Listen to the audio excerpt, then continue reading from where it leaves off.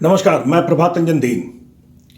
देश जिस संत्रास के दौर से गुजर रहा है उसमें हमें समाधान या उत्तर तो दिख नहीं रहा, केवल सवाल ही सवाल विकराल दिख रहे हैं। हमें मृत्यु नहीं डराती, हमें व्यवस्था का विध्वंस डराता है। जिन लोगों ने व्यवस्था बनाने, समाधान निकालने, उत्तर देने का ठेका ले रखा है, वे मूल सवालों से, असली सवालों से किस तरह कन्नी काटते हैं, यह प्रधानमंत्री जी ने पिछले दिनों दिखाया और तमाम मुख्यमंत्री जी दिखाते ही रहते हैं। इनसे यह नैतिक उम्मीद भी नहीं करनी चाहिए कि वे जनता के सामने आकर यह स्वीकार करेंगे कि व्यवस्था ध्वस्त हो चुकी है। ऑक्सीजन की लूट मची है, अस्पतालों में ऑक्सीजन उपलब्ध नहीं है, जरूरी दवाएं बाजार में ब्लैक में बिक रही हैं, आम लोगों की दर्दनाक दशा है, मरने वालों का तांता लगा हुआ है और लाशों के अंतिम संस्कार की व्यवस्था सड़ गई है। सुप्रीम कोर्ट तक केंद्र से पूछ चुकी है कि सरकार सच्चाई और गंभीरता को स्वीकार क्यों नहीं कर रही है। देश की सबसे बड़ी त्रासदी यही है।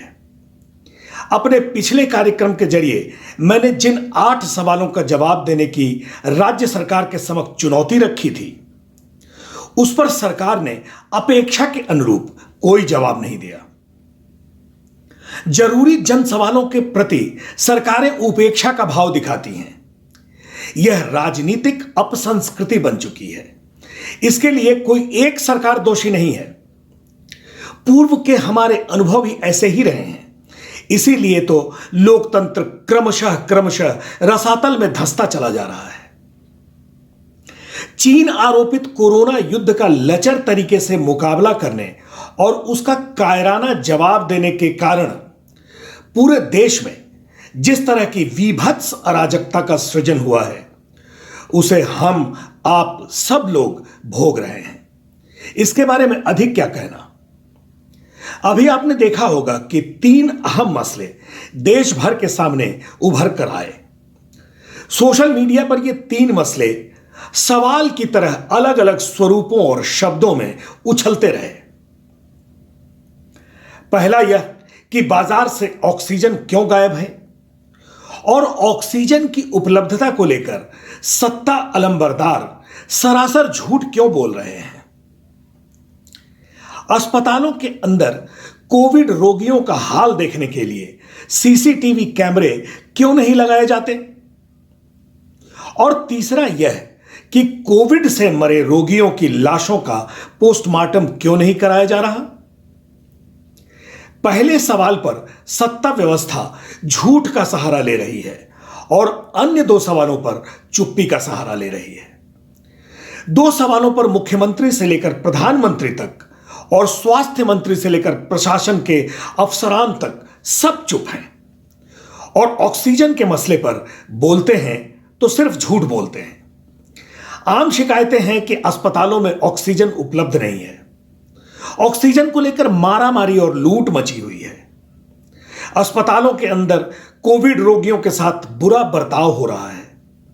उनका इलाज नहीं हो रहा। एडमिशन से लेकर रोगी की मौत हो जाने तक रोगी के परिजनों को पता ही नहीं चलता कि रोगी के साथ आखिर हुआ क्या। रोगी की देह के साथ क्या क्या दुष्प्रयोग हुए, यह रोगी के परिजनों को पता नहीं चलता। रोगी की मौत वाकई कोविड की वजह से हुई या अस्पतालों की आपराधिक लापरवाही के कारण हुई, यह रोगी के परिजनों को जानने का कोई हक नहीं। लाश का पोस्टमार्टम नहीं कराया जाता जिससे यह पता चल सके कि रोगी की मौत आखिर किस वजह से हुई। लोग अपने सगे संबंधी की सीलबंद लाश बैरिकेड से घिरे स्मशान गृह या कब्रगाह में ले जाए जाते हुए दर्शक दीर्घा से देखते हैं और बाहर से ही यह कल्पना कर लेते हैं कि उनके अजीज की लाश अब फूंक चुकी होगी या दफन हो चुकी होगी। हालांकि इसके बारे में भी उनके पास कंफर्मेशन का कोई आखिरी उपाय नहीं होता। जिस देश में पार्थिव शरीर के सम्मान का आखिरी दायित्व पूरा करने से भी लोगों को वंचित कर दिया जाता हो, जिस देश में दिवंगत शरीर को मुखाग्नि देने या शरीर पर मिट्टी डालने की आखिरी रस्म की आखिरी जिम्मेदारी भी छीन ली जाती हो, उस देश में संस्कृति और संस्कार के संरक्षण पर जोर जोर से भाषणबाजी हो तो उन्हें नहीं, पर हमें ऐसे नेतृत्व पर शर्म तो आती है, अफसोस होता है और आक्रोश से मन भरता है। तीनों सवाल अत्यंत संवेदनशील और महत्वपूर्ण हैं। पहले हम उस सवाल की जांच कर लें जिसमें ऑक्सीजन की उपलब्धता को लेकर प्रधानमंत्री से लेकर मुख्यमंत्री तक गलत बयानी कर रहे हैं। नौकरशाह उन्हें गलत सूचनाएं दे रहे हैं।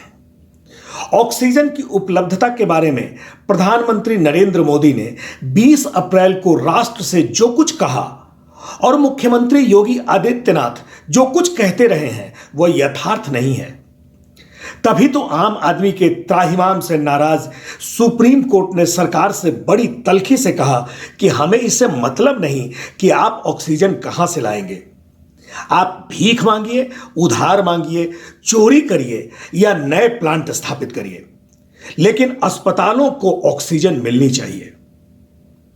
सरकार को भीख मांगने या उधार मांगने से अच्छा लगा झूठ बोलना। असलियत यही है कि ऑक्सीजन बाजार से गायब है, अस्पतालों से गायब है। मोदी से लेकर योगी तक नए ऑक्सीजन उद्यम लगाने की बात तो कहते हैं, लेकिन तीखा सच यह है कि ऑक्सीजन प्लांट्स लगाए जाने के लिए आगे आ रहे उद्योगपतियों से अफसर मोटी रिश्वत मांग रहे हैं। रिश्वत नहीं देने के कारण उन्हें प्लांट लगाने की अनुमति नहीं दी जा रही है। आप इसका यह ठोस प्रमाण गौर से देखें। देखिए किस तरह लखनऊ के मोहनलालगंज तहसील के एसडीएम विकास यादव ऑक्सीजन प्लांट लगाने के इच्छुक उद्योगपति ईश्वरी द्विवेदी से 25 लाख रुपए की घूस मांग रहे हैं। श्री द्विवेदी जो एक वकील भी हैं, उन्होंने इसकी औपचारिक शिकायत मुख्यमंत्री से की और एसडीएम के बारे में की गई शिकायत की पुष्टि के लिए उन्होंने बाकायदा हलफनामा भी दाखिल किया, लेकिन इस पर कोई कार्रवाई नहीं हुई। फिर भी मुख्यमंत्री योगी आदित्यनाथ निजी क्षेत्र के लोगों को ऑक्सीजन उत्पादन के काम में शामिल होने की ट्विटर पर अपील जारी करते हैं। घूस की मांग से व्यथित उद्योगपति ने भी अपनी पीड़ा ट्विटर पर सार्वजनिक की। यह समाज के यथार्थ और नेताओं के बयान का विचित्र विरोधाभास है। आप भी इस चारित्रिक विरोधाभास की दुखद स्थिति से परिचित होइए।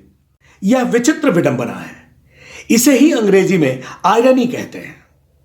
ऑक्सीजन को लेकर लगातार सामने आ रहे सरकार के झूठ से लोगों में फैलते भ्रम को देखते हुए मेयो अस्पताल समूह और मेकवेल अस्पताल जैसे बड़े चिकित्सकीय प्रतिष्ठानों को नोटिस जारी कर यह सूचित करने पर विवश होना पड़ा कि उनके पास ऑक्सीजन उपलब्ध नहीं है और वे कोविड रोगियों का इलाज नहीं कर सकते। आप यह नोटिसें देखिए और इसमें सत्ता अलंबरदारों के बयानों का सच तलाशिए। एक सच यह भी है कि इन अस्पतालों को नोटिस वापस लेने का भी ऊपरी दबाव झेलना पड़ा है। अब आते हैं उस सवाल पर कि अस्पतालों के अंदर कोरोना रोगियों के साथ क्या हो रहा है। रोगियों का हाल जानने के लिए सीसीटीवी कैमरे क्यों नहीं लगाए जा रहे हैं? क्या डर है इसके पीछे? अस्पतालों के अंदर स्वच्छता हो, कोविड रोगियों का इलाज निर्धारित प्रक्रिया से चल रहा हो, उचित दवाओं का उचित इस्तेमाल हो रहा हो, रोगियों के साथ डॉक्टरों, नर्सों और वार्ड कर्मियों का व्यवहार ठीक हो, रोगियों की सुरक्षा व्यवस्था पुख्ता हो, सब कुछ पारदर्शी हो, तो किसे डर लगेगा सीसीटीवी कैमरे से? आप समझ रहे हैं ना? अस्पतालों में सीसीटीवी कैमरे लगाने से क्यों डर लगता है? यह साबित हो चुका है कि भारत में संविधान और न्यायपालिका का सम्मान अर्ध सत्य है, बल्कि इसे लघु सत्य भी कहा जाना चाहिए। अदालत का जो आदेश सरकार को पसंद आता है उसे पूरे सम्मान से लागू किया जाता है और जो आदेश सत्ता अलंबरदारों को सूट नहीं करता वह कभी लागू नहीं होता। अपने देश में संविधान और न्यायपालिका के सम्मान की यही कठोर वास्तविकता है। उत्तर प्रदेश उच्च न्यायालय ने कोविड कहर की सरकारी व्यवस्था पर तीखा कटाक्ष करते हुए प्रदेश में कोरोना से सर्वाधिक आक्रांत लखनऊ समेत 5 जिलों में लॉकडाउन लागू करने की सलाह दी ताकि वायरस चेन टूट सके। लेकिन मुख्यमंत्री योगी आदित्यनाथ ने इसे फौरन नकार दिया और अगले ही दिन प्रधानमंत्री नरेंद्र मोदी देश के सामने लॉकडाउन विरोधी तर्क देने लगे। लोग तो समझते ही हैं कि महामारी की मारामारी के बावजूद सरकार यूपी में पंचायत चुनाव करा रही है। पंचायत चुनाव संपन्न होने तक लॉकडाउन लागू करने का सवाल ही कहां उठता है। जिन राज्यों में विधानसभा चुनाव हो रहे हैं वहां कोरोना की चर्चा भी नहीं हो रही। चुनावी रैलियां करते हुए प्रधानमंत्री, मुख्यमंत्री, गृह मंत्री या अन्य कोई भी नेता मास्क के बारे में चर्चा करते हुए दिखा क्या आपको? क्या किसी नेता में इतना नैतिक बल है कि वह ताल ठोक कर यह कह सके कि जो मास्क नहीं पहनेगा वह रैली में नहीं आएगा? और कोविड प्रोटोकॉल का पालन नहीं करने वाले अनुशासनहीन मतदाताओं का वोट उन्हें नहीं चाहिए? नेता में इतने नैतिक दम की उम्मीद महज यूटोपिया है। 19 जून 2020 को ही देश की सर्वोच्च अदालत के 3 न्यायाधीशों अशोक भूषण, संजय किशन कौल और एमआर शाह की पीठ ने राजधानी दिल्ली समेत देश भर के सभी अस्पतालों में सीसीटीवी कैमरे लगाने का आदेश दिया था। सुप्रीम कोर्ट ने दिल्ली के लोकनायक जयप्रकाश अस्पताल का उदाहरण देते हुए कहा था कि जिस तरह एलएनजेपी हॉस्पिटल ने अपने सारे वार्डों में सीसीटीवी कैमरे लगाए हैं, ठीक उसी तरह दिल्ली और देश के अन्य राज्यों के सभी अस्पतालों में सीसीटीवी कैमरे लगाए जाएं ताकि रोगियों की सुरक्षा के साथ साथ उनके इलाज की प्रक्रिया पर निगरानी रखी जा सके। सर्वोच्च न्यायालय का स्पष्ट मंतव्य था कि सीसीटीवी कैमरे लगने से रोगियों के हालचाल को लेकर चिंतित परिजनों और अस्पताल के बीच एक पारदर्शी भरोसा कायम होगा। सुप्रीम कोर्ट ने दिल्ली सरकार के साथ साथ देश के सभी राज्यों के मुख्य सचिवों को इस आदेश को तामील कराने का निर्देश दिया था। लेकिन सुप्रीम कोर्ट के उस आदेश का क्या हुआ? केंद्र सरकार को यह आदेश दिल्ली के लिए मनमाफिक लगा, लिहाजा दिल्ली में अदालत के आदेश को पूरा सम्मान मिला। सुप्रीम कोर्ट का आदेश आने के 4 दिन पहले से ही केंद्रीय गृह मंत्री अमित शाह सक्रिय हो उठे और दिल्ली के अस्पतालों में सीसीटीवी कैमरे लगाने का निर्देश देते हुए नजर आए।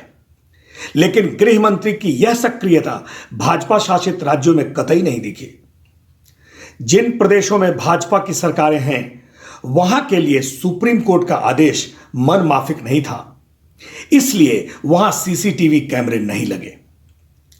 अस्पतालों में आए दिन होने वाले बलात्कार, हत्या, मारपीट, चोरी चकारी जैसे अपराध की घटनाओं को देखते हुए कर्नाटक हाईकोर्ट समेत कई राज्यों के हाईकोर्ट अस्पतालों में सीसीटीवी कैमरे लगाने का निर्देश जारी कर चुके हैं।